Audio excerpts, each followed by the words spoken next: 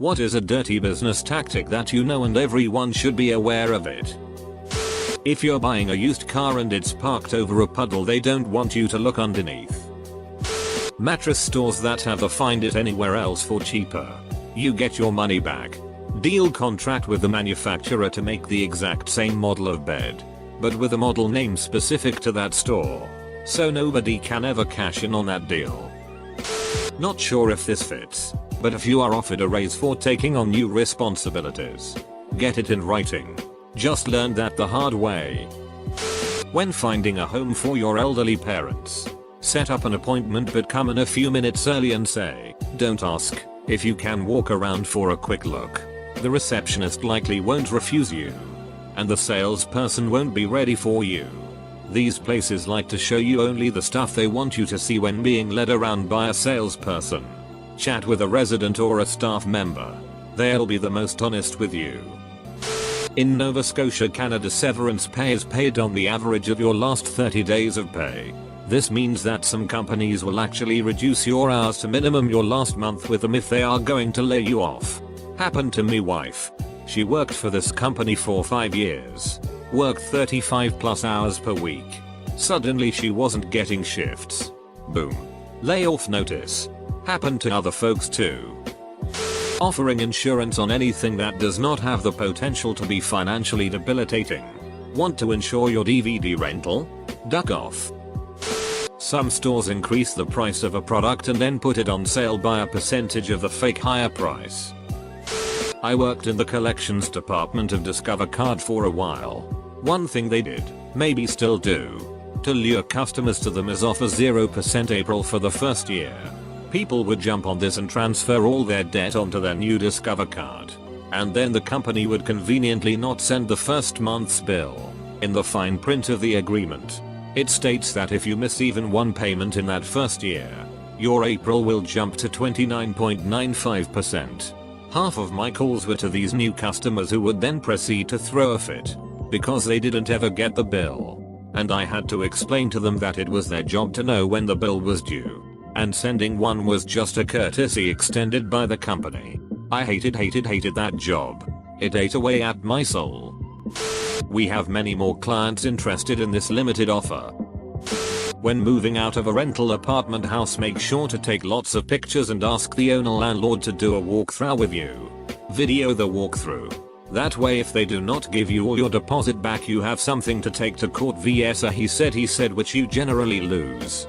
When you turn in cable internet equipment, make sure to get a full receipt showing what they took in and the date it was received.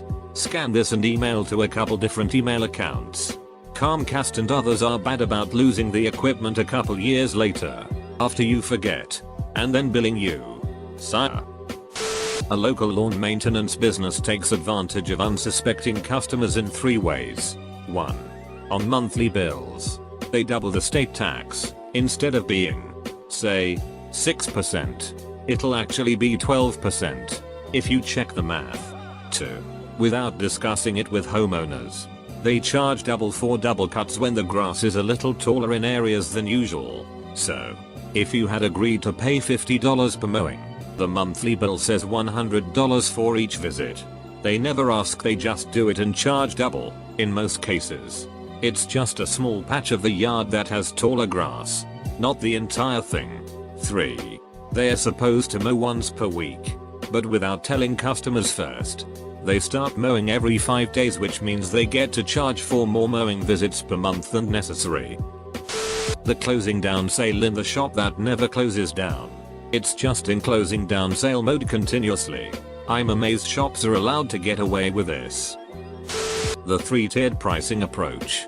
Especially for things like roofing or basement waterproofing. The contractor starts with a ridiculously high-priced quote for way more stuff than you asked for. Steps down to a more moderate quote of what you wanted with a few bells and whistles. Then the third quote is for what you requested. This gives you the illusion of choice and reduces sticker shock, because although your requested absolute minimum service is really expensive, it's only half the cost of their recommended repairs. Petco will sell you non-aquatic plants specifically for your aquarium that will poison everything in the tank. It's not dirty as it's legal, but there is a reason that stores ask you to donate some amount to a charity or fund. They can use your donation to help them get a tax write-off. An older fellow I know had a bodega and he'd put a can of cream corn on the counter by the register. This was some time ago, so the van had a price tag of $17. He sold that can of cream corn to everyone who bought anything there. If they realized they were paying too much, he'd just say he thought that was their can of corn. Most people didn't notice though, and he sold that same can of cream corn maybe 20 times a day. My elementary school would host a fun day every year, where there were booths, games, activities, etc. They'd get the kids to help out with various small tasks too. One year when I was about 9, my task was to help sell the little potted geraniums, $0.25 each. Well, no one was buying any of them. So I had a brilliant idea. I made a new sign that said buy one for $1. Get 3 free. Those little geraniums sold like hotcakes after that. I was so proud of myself I told the principal. He did not approve, though he let me do it anyway. It's a wonder I didn't turn into a little Gordon gecko. Probably only the bonaitis kept it in check. In high-end vendors will often go dark in the months before a service contract renewal or infrastructure refresh is needed.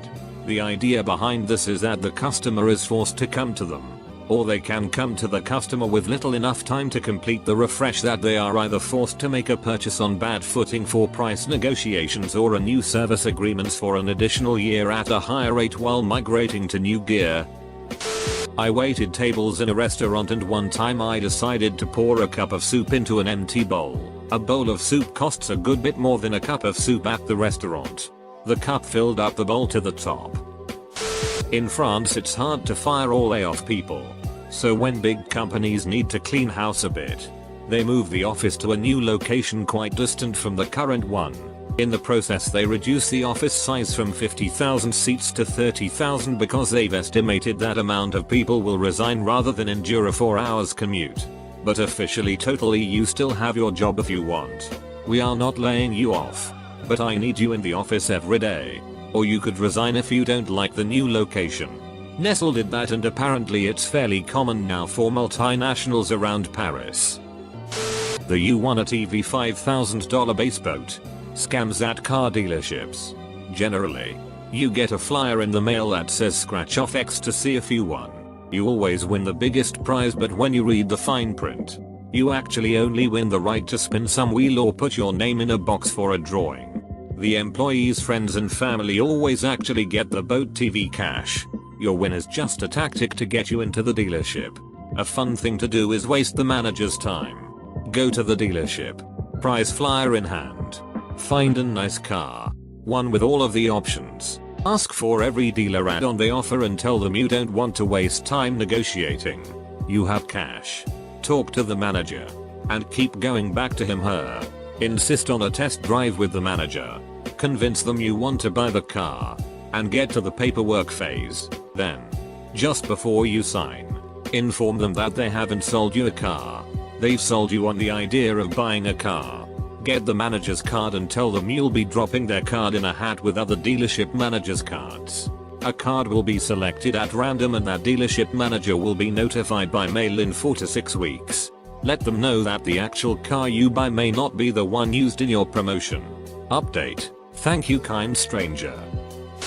Fake reviews. I worked for a startup that had a sleazy CEO and got most, if not all, of their business by fake Yelp, Google, Glassdoor and other review sites in our industry. CEO was a compulsive liar and had no morals. Side note, I left the company and it went straight downhill as it was a house of cards anyway and I had a key position. The CEO ended up calling his business partner of 3 years and telling him that all the money was gone and he is leaving the country forever. Then didn't leave. He still has the company open with a much smaller staff and can only imagine what he is saying to keep it afloat. Okay, done with the rant. It is easy to see fake reviews now since they are usually a bit more eccentric and polished and I have lost all faith in them. When my grandmother was in the hospital, her landscaper and handyman both contacted me to tell me she hadn't paid them and they'd been trying to reach her and on. I'd already paid both bills from her account and when I questioned them, they remembered real quick. At Home Depot and Lowe's there are cacti with plastic flowers glued onto them. I know a guy who does pest control who specializes in raccoon removal. He takes the raccoons from one house in one neighborhood, then takes and releases it in another neighborhood, then waits for the people there to reach out to him to remove the raccoon from their home. Yelp is an extortion ring. Watch the ever-changing price of pre-packaged food goods at most grocery stores. One day the price may seem to go down, but if you check the weight, it has also gone down. Snack foods do this constantly. I like buying these breaded frozen chicken breast fillets at my local grocery store. Been buying them for a long time. They were $11.99 CDN for 908 grams, 2 pounds. Last week they were $11.99 CDN for 750 grams, 1.65 pounds or 1 pound, 10 ounces. That product just went up 21% in price. Edit, as you preparing to code pointed out, it's a 27% price increase, not 21%. Even worse.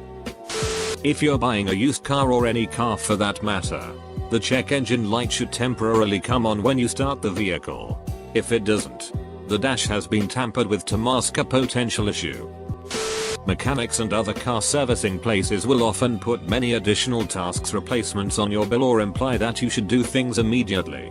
While many of their recommendations are things to keep in mind, often the tasks they are talking about are not immediately necessary and can be put off for a while before there is an issue.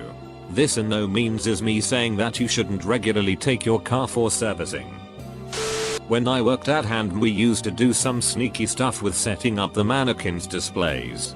Whenever we had a supply of shirts that were really ugly and weren't selling well, we'd put the ugly item on the mannequin, and it would sell out very quickly.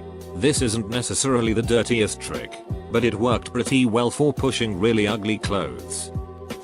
I was a waitress at a family-owned restaurant that paid me $0.10 more than the minimum wage. They were able to require me to turn over all tips that I never saw again because they paid me over minimum wage. I think this is technically legal, but sleazy nonetheless. I made really great tips and it was hard turning the money over. It's also pretty deceptive to the customer, who thinks their money is going to the wait staff, not the restaurant. If you ever get a demonstration of a service from a company, they will always use their very best, most experienced staff, but once you've signed up you might find you've got the dregs that they couldn't foist on anyone else working for you. Extreme markup for quick, itty quality. Worked here for 6 years but not anymore, so duck it. Getting a large job done at Kinkus, FedEx office? Don't need it for a few days to a week. Don't be a redhead and say, I need this done now ASAP. If you do that, it gets produced in-house and you'll pay up the ass. Instead, ask for a bid. If your bid is over $250, say no. They will drop your price by 10%. It's called 10 to winners and they drop your bid by 10% to win your business. If your bid is over $750, say hell no. Tell them you wish to speak directly with their national bid center. You will get a call within 24 hours and your price will be dropped dramatically. I've literally seen a $5K order get dropped to $750. They then send your order off either to their CPC, Central Production Center, or they literally call another local company and they do it. Either way, the quality of work will be a million times better than if they ran it on their itty Canon machines that break down constantly. One last thing, never print from their computers. If you need something small done quickly, at least have your file on a USB stick or in your email as attachments so that you may use their hit and miss cloud service. You're looking at minimum $0.99 page for color plus computer time charged per minute v. Around $0.50 page for color and no computer charges. Better yet, befriend an employee and find out what company they send it out to locally. Look up their web page. Call them for a quote. And be amazed as your price literally drops 50%, 100% markup when they outsource. Edit. Forgot to add that the employee you want to befriend will need to be at minimum an LPC, or lead project coordinator. And even then they might have no clue where it gets sent to.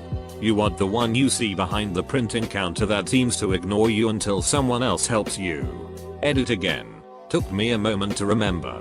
But since you're my friend and live in LA, you can skip befriending an LPC and go straight to complete printing.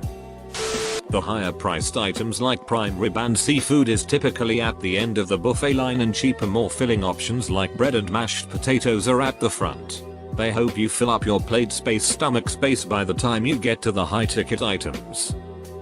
When dealing with a salesperson, they will wait for a third hard no before ending their sales pitch.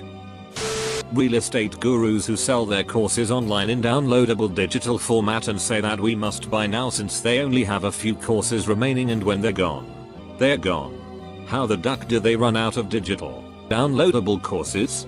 Do their computers run out of binary ones and zeros after so many downloads? Sounds stupid, but people fall for this ploy regularly. Places that change your oil put a sticker on your windshield to remind you to get it changed again after 3,000 miles. In reality, you could go at least double that distance and it will probably be fine. Jacking Google business pages. Basically, if a Google business listing isn't claimed and controlled by a company, a competing company can weasel their way in and direct people to their business by, say, changing the phone number. There was an article recently about how drug counselors in the Philadelphia area had it happen to them. Their listing phone number was changed to an 800 number, which directed callers to an inpatient rehab facility in Florida. It was discovered when one of these counselors started noticing his patients suddenly not showing up. He called one of them and found out he was at this facility in Florida. People lie about salary, starting pay, raises, etc. all the time. Learn to play hardball. For a multi-million-dollar company, another $10 20k is nothing. My office had a lockdown on raises over 3%, and going into an annual review I learned that my boss had lied and underpaid me for the starting position. He claimed they had a $60k budget for the position and couldn't exceed it. I found out the last person in the job got paid $75k. So I got an offer from a competitor for over double my current pay. Knew they couldn't afford to lose me with the amount of work coming in, and slid my offer letter over to my boss during the review. They matched the offer, gave me a $10,000 bonus up front, and even cut me into a percentage of a business line. The meeting was awkward as hell, and it was difficult to do, but it's business. I work with a lot of different body shops, and in my area the big thing to do is to enhance the damage to customers' cars. I don't mean they try and negotiate harder. I mean they actively create more damage to previously undamaged panels, usually in ways that don't affect the function and are hidden to the customer, in order to get the insurance company to pay them more money. In my area, while not every shop does this, I would say the honest ones are the minority, and it screws the customer over in the long run. The shop might promise that they will save you your deductible, but in the end you end up with a car that has unrepaired damage, or you have to pay out of pocket if the insurance company catches the shop enhancing. And the sad thing is there is almost no way to know which shops do this when you pick a shop. I hope I'm not too late to get this out there. When I was working in sales, this is what they taught me to psychologically trick people into buying whatever we were selling. Strap in. This could be long. First up, everything I learned in sales worked through what they called impulse selling, which means playing on people's tendencies to make a decision based on their current state of emotion. Salesmen will build your level of impulse, and then close you. The close is the point at which they seal the deal, and you give them your money in exchange for whatever they have convinced you that you need. There are 5 basic ways that salesmen will impulse you. The acronym they taught us was GIFTS. The first was greed. People are naturally greedy, by which I mean they want more for their money. They want a good deal. If people think they can make or save money, they are more inclined to buy. An example of this is basic half price or buy X, get Y free sales. I stands for indifference. People can smell desperation. If they sense that you have motive for wanting them to do something, like buy, they will be more wary and want to know your reasons. Therefore, a salesman will try to make it seem as though they do not care whether or not you buy, even if they are on commission. After all, they are only offering you this amazing deal for your own benefit. They have nothing to gain. Third was fear of loss, causing people to worry that they will miss out if they don't buy. This can be exploited by making people think that this is their one and only opportunity to purchase at a reduced rate, or used in conjunction with greed. For example, buy in the next 60 minutes and get X free. Capital T. The Jones Theory. If your community is getting on board with an idea, there is no reason that you shouldn't too. It's safe. It's all the rage. Everybody's doing it. Don't miss out. This also ties in with fear of loss. The last one is sense of urgency. Can be used in similar ways as fear of loss. That is, buy in the next 60 minutes or else X. Or as subtly as a salesman saying that they have other appointments and won't be able to come back and offer you this deal for a long period of time. A sense of urgency causes people to buy more impulsively, especially when coupled with a fear of loss. Once salesmen have impulsed you enough, they will try to close you. I was also taught a number of techniques to close. The first was the assumptive close. This is basically assuming that the person will buy and filling out the paperwork. A common example of this is a salesman simply asking for your name and the proceeding with the sale. They will fill out an entire form and then just ask you to sign at the end. This is often assisted by the trial close, where a salesman will slowly push you over the line, while at the same time testing you to see if you are impulsed enough to buy. They will do this by asking you close questions, aimed at steering you down a conversational track which leads to a sale. Charity workers do this a lot when they ask, "Do you like dolphins?" Yes.